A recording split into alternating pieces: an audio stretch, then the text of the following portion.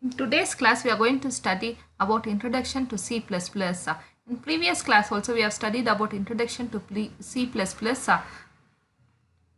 In today's class, we are going to study about Introduction to C++. In previous class, we studied the different characteristics of C++. Let us see what are those characteristics. That is object-oriented programming. It is a possibility to do the programming with objects. And portability. We can execute C++ program in any type of computer and in any operating system. The third characteristic of C++ is modular programming. Complex program can be split into number of small modules and it can be executed.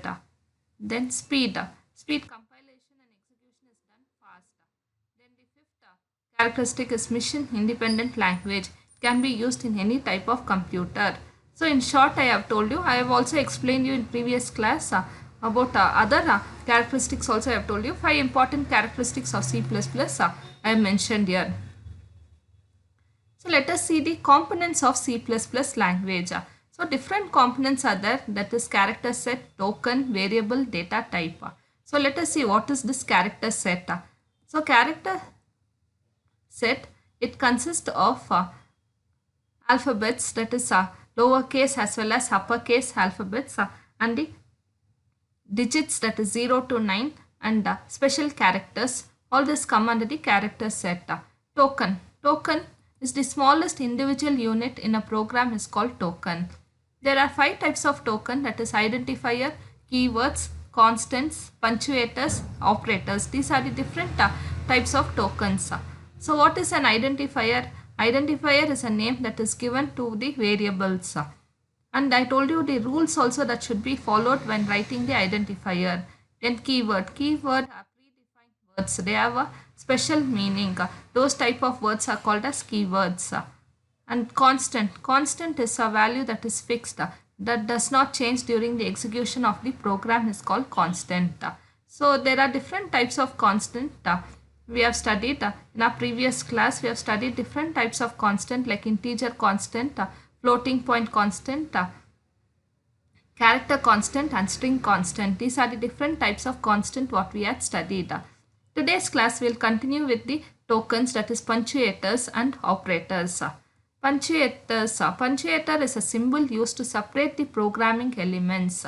So in order to separate the programming elements, we are using different types of punctuators like semicolon, comma, brackets, that is square brackets, and we have round brackets, flower brackets, and less sign, greater sign, hash symbol, etc. All these are the punctuators which we use in C++ programming.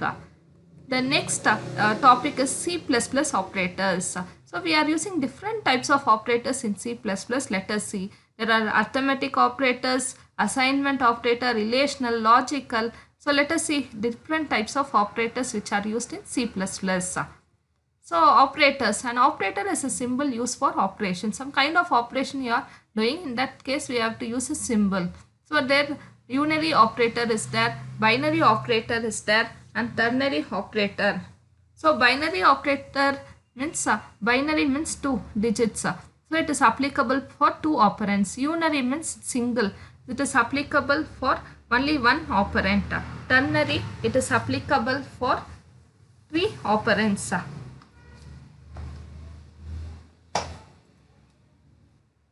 In computers, there are different types of operators, that is in C++ language. Whenever you are studying this language, you can come across different types of operators like logical operators, arithmetic operators, assignment operators, relational operators. Let us see what are the different types of operators which we are using in C++. So here operators, first you should know the meaning of operator. Operator is a symbol used for operation. So any kind of operation we are using a symbol. So it can be a unary operator or binary operator or ternary operator. So when it is applicable for single operand, that is only one operand, then it is called as unary operator. When it is for binary operator, then it is applicable for 2 operands. So then it is a binary operator. If it is applicable to 3 operands, then it is called as ternary operator. There are different types of operators used in C++ programming. So you can see the symbols over here, that is plus, multiplication, minus, division, less sign, equal sign. So different operators are there. So let us see these operators here. Arithmetic operator, assignment operator, relational operator, logical operator, bitwise operator, and conditional operator. You can see the diagram. There are different types of operators, that is arithmetic operator, relational operator, logical operator, assignment operator, increment decrement operators, conditional operators, bitwise operators, and special operators.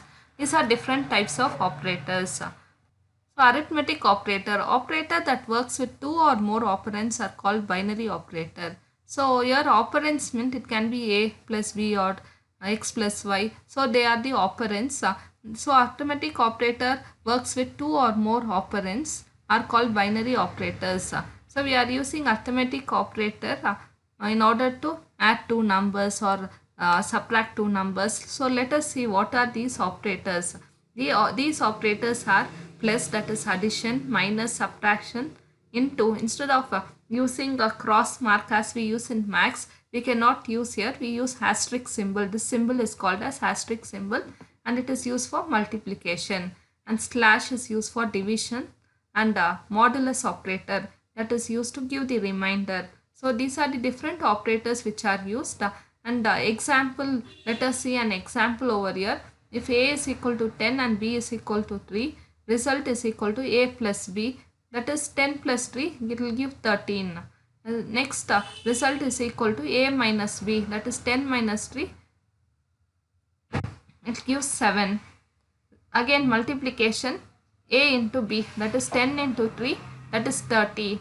Again we have got a is 10 and b is 3, that will give the answer as 3.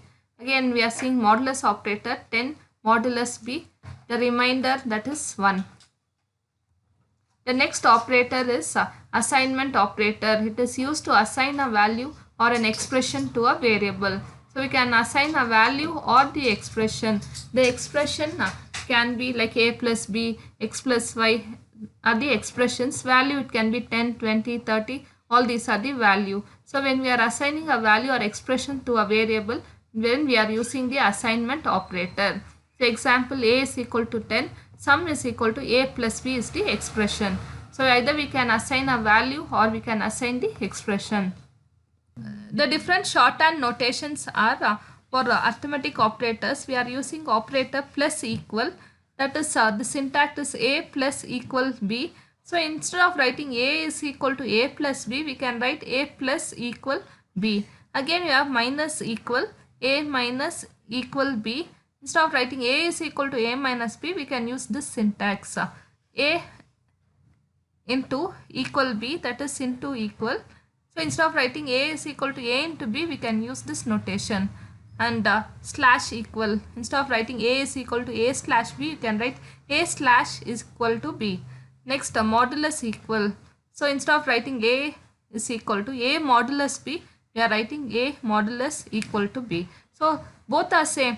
Instead of writing this notation, we are writing this shorthand notation. The next type of operator is relational operator.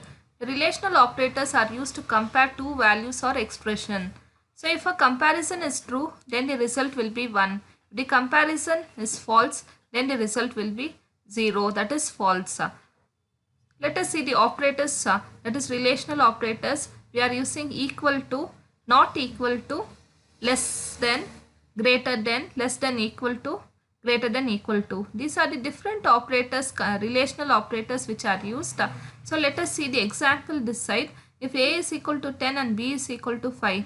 So if a is 10 and b is 5, a is equal to b? No, because values are different.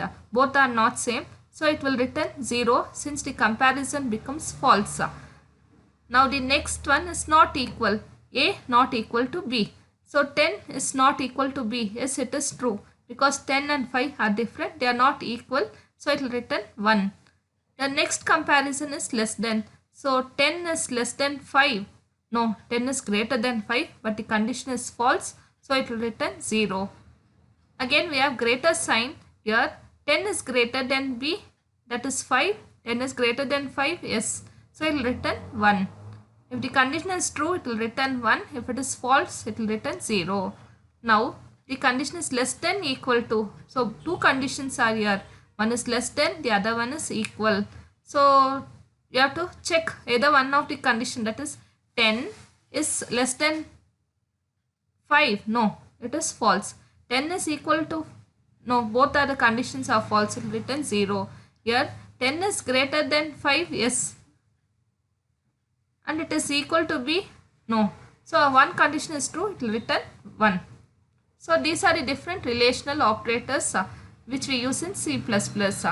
So the next type of operator is logical operator. Logical operators are used to combine two relational expression. So already we know what is a relational expression. We have studied that in logical operators. So a expression, that is a less than b. So a equal to b. So these are the relational expressions. So in order to compare these relational expression, we'll be using an operator, that is logical operators. There are three operators. One is logical AND, logical OR and logical NOT. So here AND symbol, two AND symbols are used. This is ampersand. So it is an AND symbol. Now it is OR symbol. Two lines you can see, no, that is the OR symbol. And this is the NOT symbol. So these are the different operators. So let us see this example here. If 8 is less than 10 and 6 is less than 5. 8 is less than 10, yes. 6 is less than 5, no. So only if both the conditions are true, then your output it will return true. If one of the condition is false also, it will return false. Both the conditions are true, no. First condition is true, but second condition becomes false because 6 is greater than 5, but they are given a condition that less than 5. So it will return 0. Now the next is OR, logical OR. Logical OR, if 9 is equal to 9, yes. And 6 is greater than 7. 6 is greater than 7, no. 6 is less than 7. So it will return 1 because one of the condition is true and the other one is false. If one condition is true also, the entire condition becomes true. But in case of AND, it is not like that. Both the conditions should be true, then only the entire condition is true. Okay, so here one condition, that is 9 is equal to 9, this is true and this is false. Still the output will return 1, that is true. Now coming to NOT, NOT means if the condition is true, the output will be false. If the condition is false, the output will be true. So now 7 is greater than 9. No, it is not greater. Still the output will be true because here if it is false, here it is true. Here it is true, here it is false. So it is NOT. NOT means logical NOT. So not 7 greater than 9. 7 is greater than 9? No, it is not. So here it will be true. If it is true, this becomes false. So this is how the logical operator works. So there are three types of operator, that is logical AND, logical OR, logical NOT. So logical AND returns 0 if any one of the expression is false. So both the expression is false means it is false. One of the expression is false also, it is false. It will return 1 if all the expressions are true. Both the expressions are true, or if you are having 2 or 3 expressions, all the expressions should be true, then only it will return 1. But in case of a logical OR, it will return 0 if all the expressions are false. Okay, so two expressions are there, both expressions are false, then it will return 0. If any one of the expression is true also, it will return 1. The next is logical NOT. It returns 0 if an expression is true. It will return 1 if an expression is false. So it is opposite, like if it is true, 0. If it is false, it is 1. In case of logical NOT. These are the different operators. These are the different logical operators which we are using in C++. So the next operator is bitwise operator. Bitwise operators are used to operate on binary values. So let us see different bitwise operator. The first operator is bitwise AND. This is bitwise OR.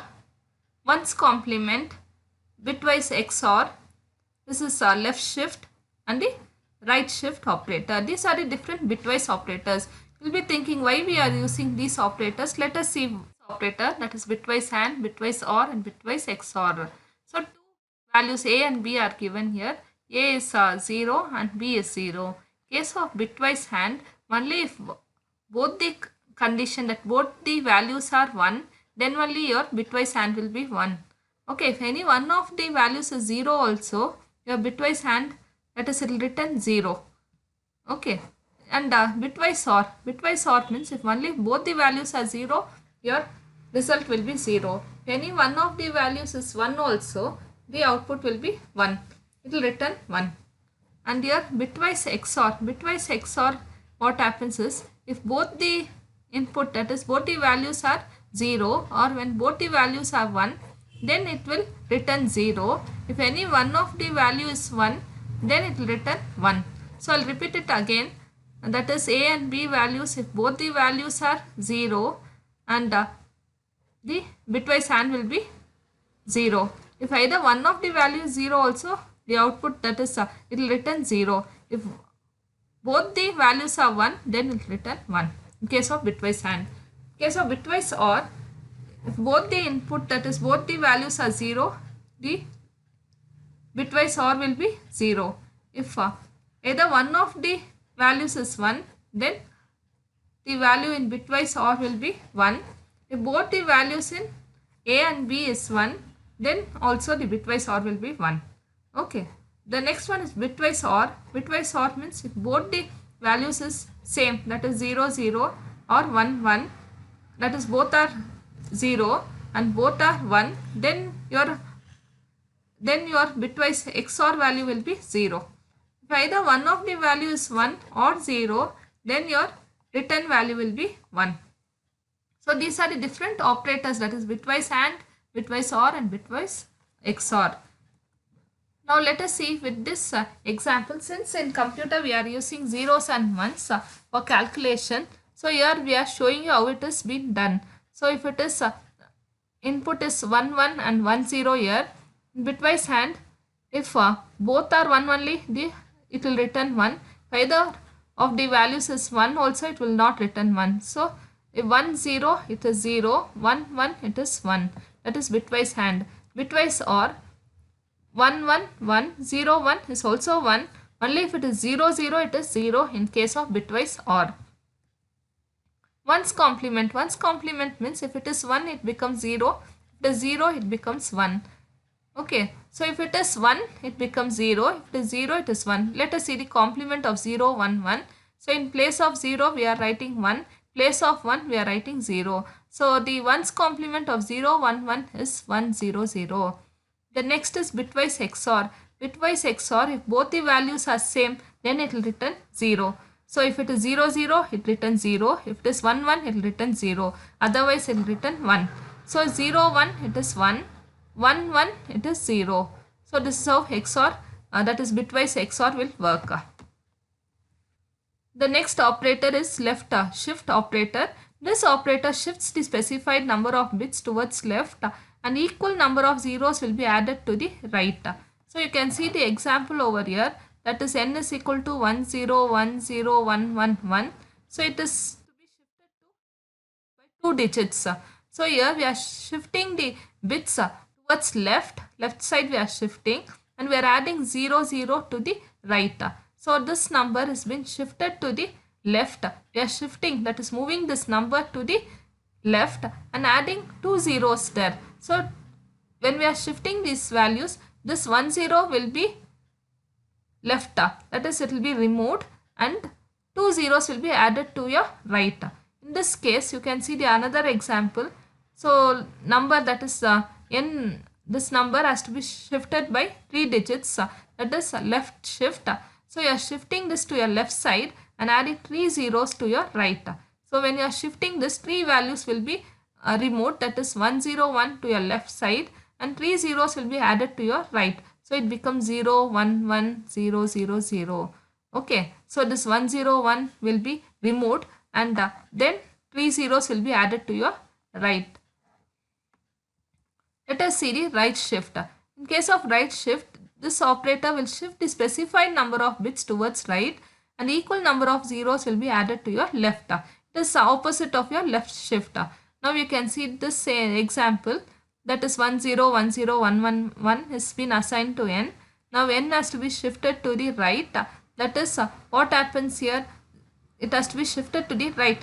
So the number will be moved to your right and two values will be added to your left. So you are adding two values to the front, that is to your left, and it is shifted. So which value will be removed? This 1 1 will be removed from your number. So now we are seeing for 3 shift, that n has been shifted to 3 digits. So it has been shifted to your right.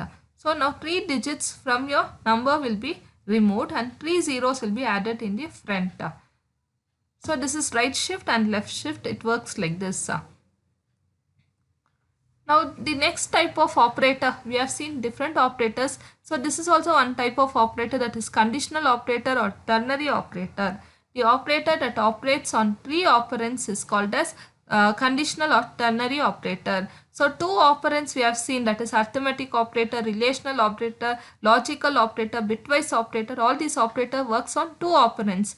But the conditional operator, it works on 3 operands. Then it is called as ternary operator. You can see the syntax here.